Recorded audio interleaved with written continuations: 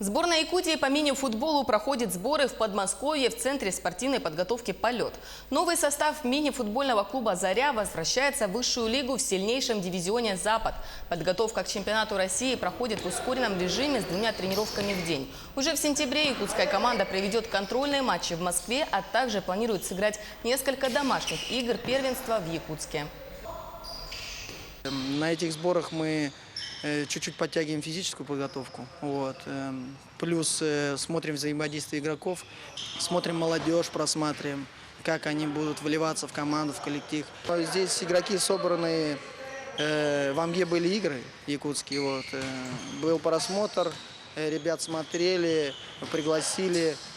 Посмотрим, как они адаптируются к высшей лиге, потому что не каждый из них проходил этот чемпионат, он сложный.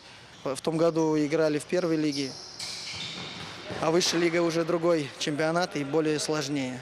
Настроение позитивное, каждый день тренируемся, сборы идут, готовимся к чемпионату, только самое позитивное настроение. Первая игра у нас с «Спартаком», и для нас это будет большой вызов, должны выиграть.